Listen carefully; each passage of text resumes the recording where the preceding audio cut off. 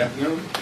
House Democrats remain strongly opposed to the partisan Republican spending bill that will hurt families, hurt veterans, hurt seniors, and hurt the American people.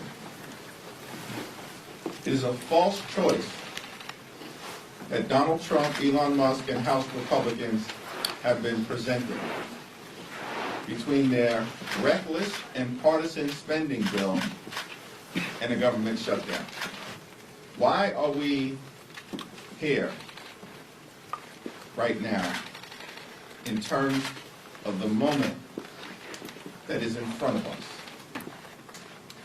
It's because Donald Trump and House Republicans decided to walk away from the negotiating table when there were bipartisan conversations ongoing between House Democrats, House Republicans, Senate Democrats, and Senate Republicans in a manner consistent with the Bipartisan Fiscal Responsibility Act that was passed in May of 2023. Donald Trump ordered House Republicans to walk away from the negotiating table at the end of February. House Republicans then passed a partisan and reckless bill that cuts funding for health care, cuts funding for veterans, and cuts funding for nutritional assistance to children and families. It's an unacceptable, unconscionable, and un-American spending bill. That's why House Democrats remain strongly opposed. Donald Trump orders them to walk away from the negotiating table. Step one. Step two, House Republicans passed a partisan and reckless spending bill. And then step three, House Republicans get out of town. Where are they at right now? House Democrats are here. We're ready to pass a 4-week spending bill that keeps the government open and will allow the House and the Senate to negotiate an actual agreement that meets the needs of the American people. But we do not support a bill that is designed to hurt the American people that Donald Trump and far-right extremist Republicans are trying to jam down the throats of everyday Americans. And I yield to our distinguished whip, Catherine Clark. Thank you so much, Mr. Leader. Proud to stand here with you and Chairman Aguilar. What we saw is a GOP that campaigned on a promise to the American people that they would lower their costs, they would make their families safer. And in the last 7 weeks, we've seen them do just the opposite. They've slashed Medicaid. They've taken away veterans' benefits. They are attacking the funding for our public schools. They are out there saying elimination of Social Security and Medicare, it's the only way to balance our budget. And we have been clear with this process that led us to this vote today that we would join them in any CR, in any spending plan that protected Social Security, Medicare, Medicaid, veterans' benefits, feed hungry kids in this country, and keep our schools open. But that's not what they did. And when they put forward this bill, not only is it bad on the four corners of it, but we saw House GOP member after House GOP member come out and say in public, I wasn't sure about signing on to this until I met with the Trump administration, and they told me this is their vehicle for further dismantling the services that people who work for a living depend on in this country. And that's why we're unified in our opposition. And we are not going to buy into this false binary decision that it's a parade of bad choices. We know that already. We know what this administration and their enablers in the GOP and Congress are doing to the American people. Shutdowns are terrible. But so is this dismantling. And this scheme to take deserving taxpayers' money and give it to the billionaire class. Each and every step of this is part of that scheme against everyday Americans who are waving their hands at this administration and saying, live up to what you told us you would do. You are betraying us.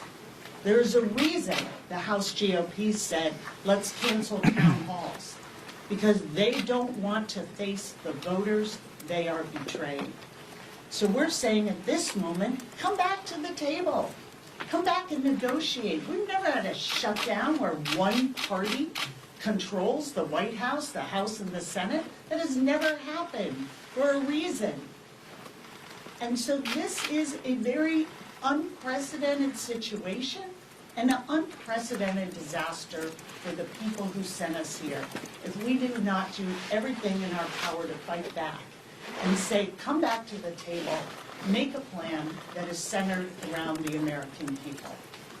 And I'm proud to join in this fight with my friend from California, Chairman Pete Aguilar. Thank Whip Clark and Leader Jeffries for their continued leadership of House Democrats who have been very clear what side we're on. Leader Jeffries has been consistent in saying we will always stand up for the American people. They are asking us to fight back against this slashing attempt to get Medicaid, cut Social Security, eliminate the Department of Education, all so the billionaire class can pay less in taxes. This is a fight we're having today and tomorrow and next week, and as long as we were here in Congress. Our constituents are worried about how they're going to pay the bills, how they're going to buy a home, how they're going to send their kids to college. They are seeing their prices go up, and these Republican policies tank the stock market. They're not following the Beltway news of who's up and who's down, but they are very attuned to the Republican recession and that it could cost them their health care and their job. And they know when their elected officials are willing to fight for them. They know when someone is looking out for their own pocketbook or they're looking out for their own self-interest. That's why House Democrats will continue this fight and to continue everything we have done to center this around the American people. And we'll continue to do that under the leadership of Hakeem Jeffries. Questions? Mr. Leader. Mr. Leader. Mr. Leader. Has Senator Schumer, in your mind, acquiesced to Trump? That's a question that is best addressed by the Senate. The vote hasn't taken place yet, and the House Democratic position is very clear. We strongly oppose any efforts to cut the health care of the American people, veterans benefits, and nutritional assistance, all of which are in the partisan Republican bill. We're going to continue to support Social Security, Medicare, Medicaid, veterans benefits, and public schools, while Donald Trump and House Republicans try to take a chainsaw to these important priorities of the American people. We'll see what happens over in the Senate. There are still undecided and undeclared senators, and we anxiously await that. Senator Leader. Mr. Leader. Is it time for new leadership in the Senate? Next question. Mr. Leader. Mr. Leader. Mr. Leader. Mr. Leader, first, can you clarify, are you encouraging your Senate colleagues to vote no on cloture, not just the bill itself? We've been very clear. We strongly oppose a reckless Republican spending bill. Period. Full stop. Our position, repeatedly articulated this week, speaks for itself. Mr. Leader. Mr. Leader, Mr. Leader. As Senator Schumer talked to you before making his announcement, can you tell us what he told you and what you said back to him? He and I have had repeated and private conversations throughout the week, and those conversations will remain private. Leader Jeffries. Leader Jeffries. Have you Yep, lost right there, confidence? right there. Have you lost? On the Senate side, they have a much more difficult path than you do on the House side. You guys could all remain united and the bill would still pass. If Democrats stay united against this, the government will shut down. Do you What would you have expected Schumer to do? This is not about one individual. This is about the American people. That's our view, right? We made a decision based on the four corners of this bill. It will hurt everyday Americans, in our opinion, as Donald Trump and House Republicans have been doing for the last several weeks.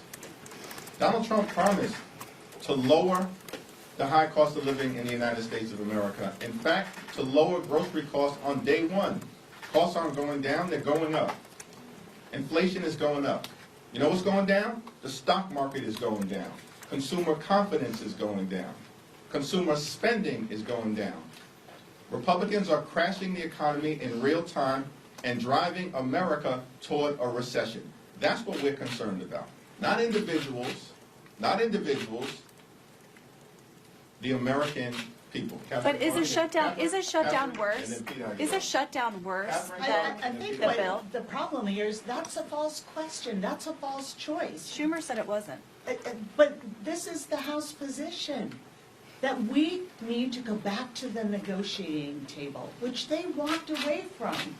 They walked away from it, and it's why you see both the Senate and the House chairs of appropriations saying 30 days.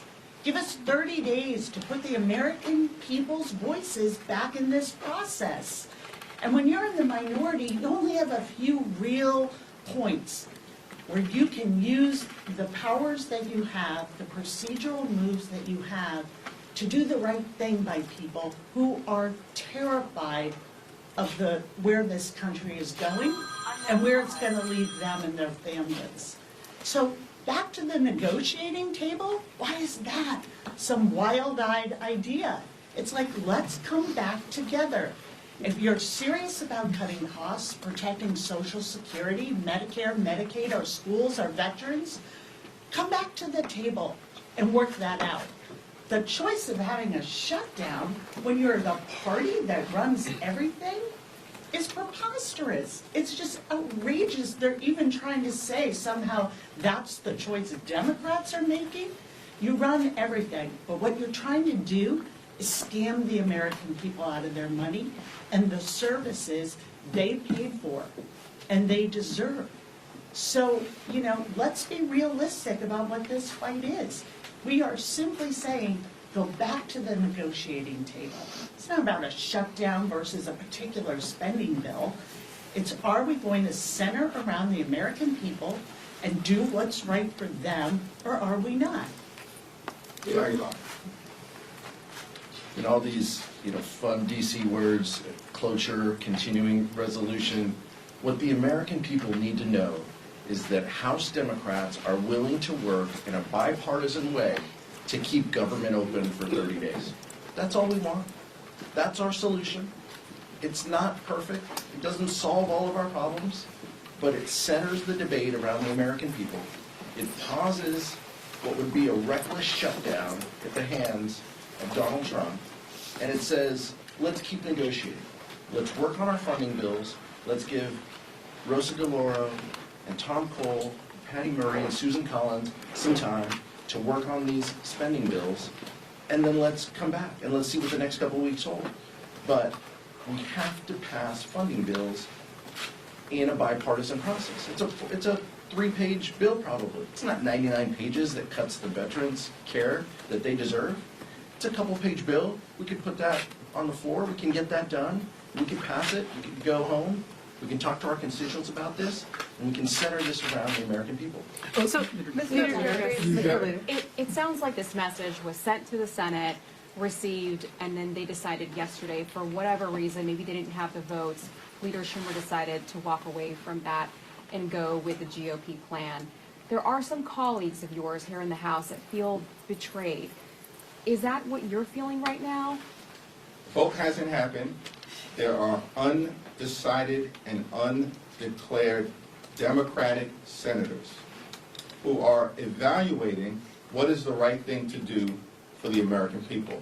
We've made that decision as House Democrats, and we're going to stick by that decision because we believe we are on the side of the American people. Mr. Leader, House Third Democrats, row?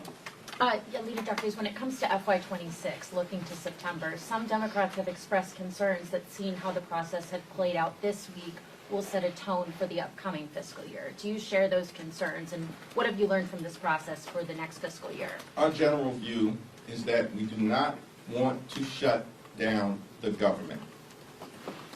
But we are not afraid of a government funding showdown.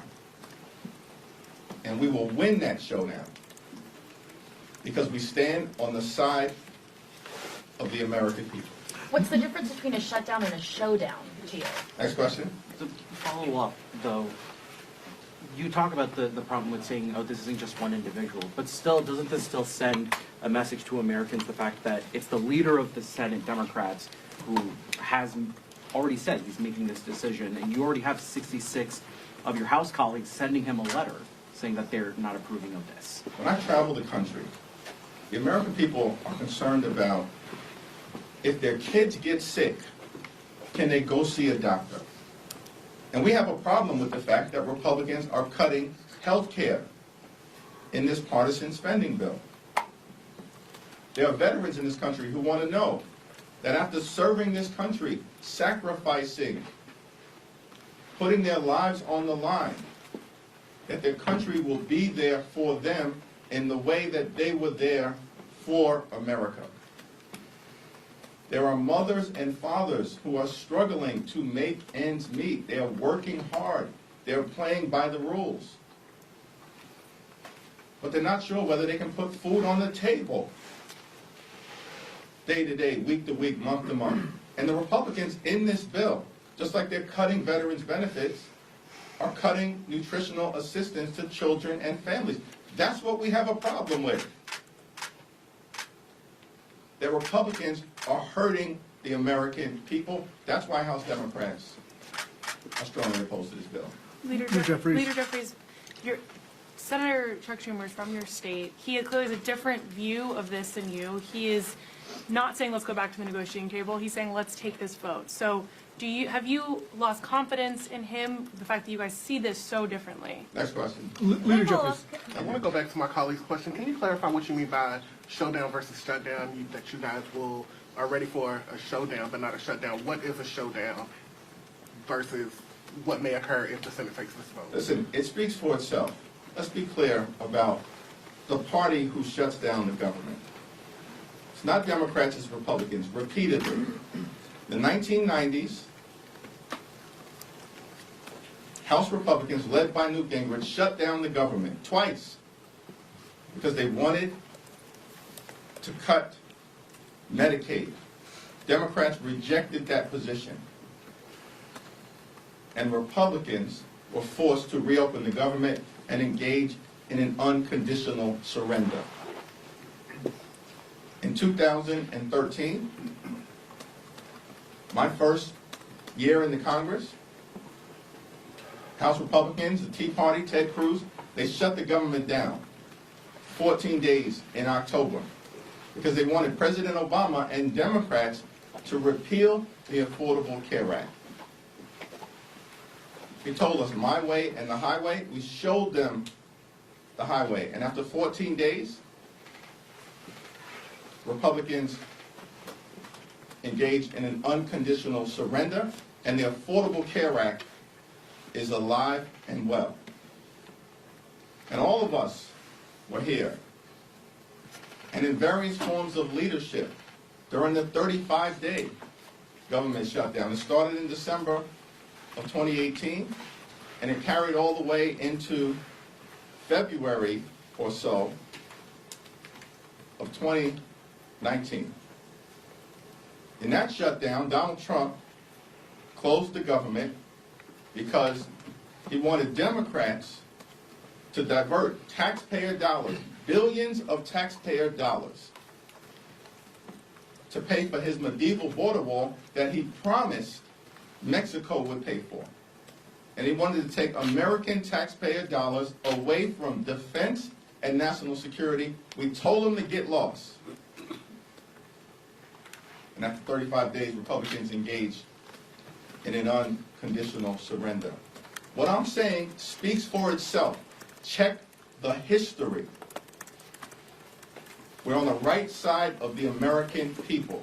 We don't want to shut the government down. They do. But we're not afraid of a showdown.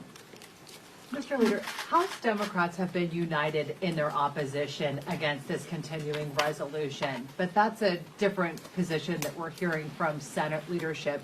How does this not play into those accusations that Democrats are not unified? House Democrats remain very unified. Let me yield to Kathleen Clark and Pete Aguilar. But what about the party itself? I mean, You asked the question. we're hearing two different messages. You asked the question, can we answer it? Yeah, absolutely. Yeah, I think what we've seen time and time again is that we have come together. Listen, we're here on behalf of House Democrats, and we know who we have to fight for. We are in a crisis that has been happening in the last 7 weeks.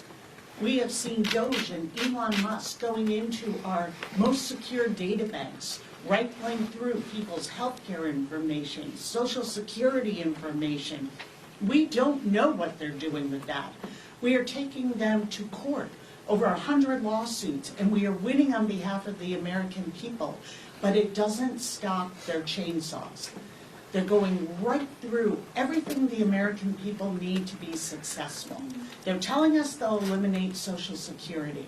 They've already voted in the House to devastate Medicaid. You cannot take Medicaid away and not close nursing homes in this country. Take away health insurance from children. Close rural hospitals first, but other hospitals will follow. And you can't do that to Medicaid and not soar the costs of health insurance and healthcare in this country for everybody else and put an undue pressure on Medicare. So what we're saying is, you have to choose a side right now. We have to fight for our country, for our national security, and most of all, for the security of families at home. And we are united in that. And this parlor game here about, most American people, they can't name us. They don't know who Chuck Schumer is.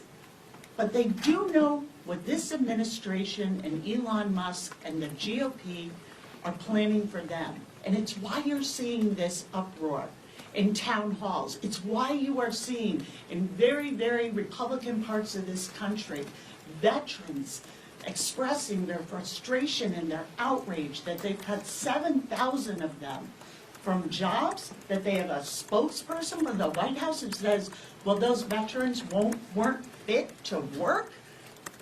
But your party's not on the same page here. Schumer's arguing that a shutdown would be more catastrophic because the White House would choose which federal agencies remain open and would thus give more power to Doge. Our party is united on this front, that we will stand with the American people. And we are having a disagreement here. But this is what unites us, is that we're going to continue to work for those people who work for a living, who are looking at their budgets, their family budgets. They're not sure they're going to make it, and they're not sure their place in the future. And as they see their retirement, their Social Security, all being threatened, when they can't afford childcare and eggs and the basics, and they certainly don't know how their kids or they can afford to buy a house, those are the issues that we are saying come back to the table and work on. The privilege of presiding over the House Democratic Caucus Retreat with Whip Clark, Leader Jeffries, and Vice Chair Liu over the last few days. And to a person, House Democrats knew the task at hand. We knew we had to talk about the 2024 election, and we did. We knew we had to talk about how we defend against Elon Musk, Donald Trump, and House Republicans coming after their health care. And we knew we have to talk about an affirmative agenda to lower the costs that people face. We did that. And to a person, House Democrats understand what is in front of us. We know that this is about the American people. Now, I don't expect our Senate colleagues to lose a lot of sleep or to think a lot about how House Democrats feel. What we're asking them to keep in mind is, how do the American people feel? How will the American people feel when Donald Trump and Elon Musk have more authority and ability to comb through agencies, to fire veterans, to cut benefits? How will the American people feel, and is that a vote you're comfortable owning? I think that's the question that the Senate has. We are comfortable as House Democrats that we are standing for the American people in this moment against this Republican assault on working class families. Leader Jeffries. Mr. Leader, you have dodged multiple times questions about whether you have confidence right now in Chuck Schumer. Can I just, to clarify here, none of you are willing to say at this point that you have confidence in Chuck Schumer as leader? You keep engaging in these parlor games because you want to take the focus off the American people. What we're saying is we look forward to continuing to work with our Senate colleagues, all of them, in opposition to the extremism that's being unleashed on the American people. But the focus right now is on everyday Americans, on children, on families, on veterans, on the people that we are fighting for, who Donald Trump and House Republicans are intentionally trying to hurt in a moment where Donald Trump and that whole crew, they are tanking the economy in real time, failing to deliver on their promises to make life better for the American people. And in fact, things are getting worse. That's why Donald Trump's poll numbers aren't going up, they're going down, just like the stock market. We're asking that because real people are protesting. There are 11 people that were arrested today outside of Schumer's office. That's the only, we're not playing any tricks. We're just asking. Yeah, I travel the country. Yeah. I represent a district in Brooklyn. I'll be in that district in a few days. I'll be in church on Sunday. I'll be having events on Monday. We have a Medicaid Day of Action on Tuesday. I look forward to reporting back to all of you when I've had conversations with those very everyday Americans that you're talking about, that Pete's privileged to represent in the Inland Empire, that Catherine's privileged to represent in the Commonwealth of Massachusetts, and that I'm privileged to represent in Brooklyn. But I know what they say to me about what matters to them. The fact that they have been struggling to get ahead in an America that's the wealthiest country in the history of the world. It's not acceptable that far too many people are struggling to live paycheck to paycheck. Can't get ahead and can barely get by. That's not acceptable. And that's why House Democrats are taking a stand. Thank you.